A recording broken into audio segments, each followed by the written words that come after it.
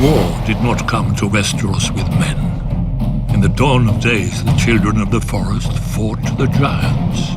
But neither race sought to destroy the other, or lay claim to the continent. They couldn't. The children hunted and fought with dragon-glass arrows and spears, and the giants had only the branches they pulled from trees. Nor could both races fill more than one of the 7 kingdoms of today. Then the southern deserts coughed up a new race, the first men, who had crossed the narrow sea over the Armored Dorn. Unlike the children and giants, the first men lived in huts and villages and farmed the land to eat. And there were so many. As the numbers swelled, men needed ever more fields and timber.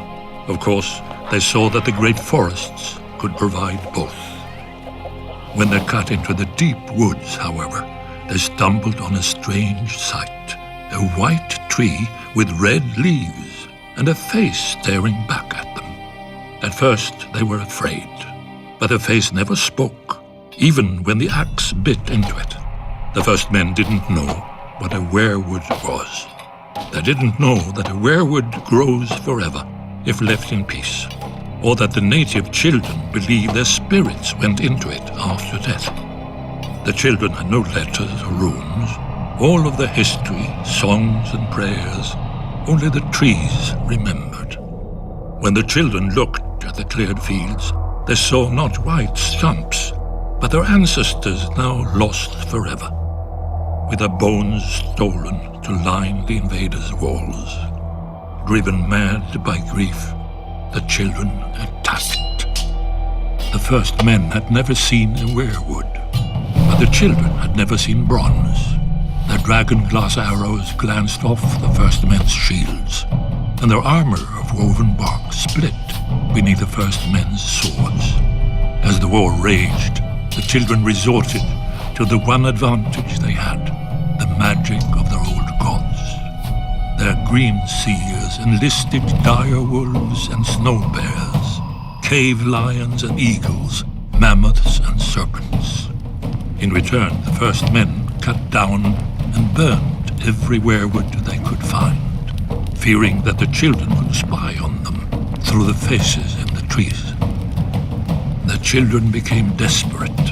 Their green seers called down the Hammer of Waters to break the Armored Dorn, destroying the bridge that men crossed into Westeros, and to flood the neck to contain men to the south. But the first men would not be stopped. Fearing extinction, the children combined their powers for one last spell that would save their people and their land from the invaders. By themselves, the children were too few to resist the onslaught. But if they could turn men's numbers against them? After hundreds of years and untold death and destruction, the wisest heads of the children and the first men finally prevailed. The children couldn't win this war, and the first men didn't want to win, fearing the cost of victory. Heroes and rulers on both sides met upon an isle in the God's Eye to form the pact.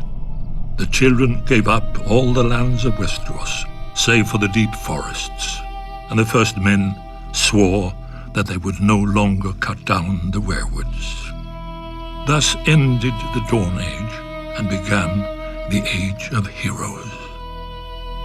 Yet after the dawn must come the night.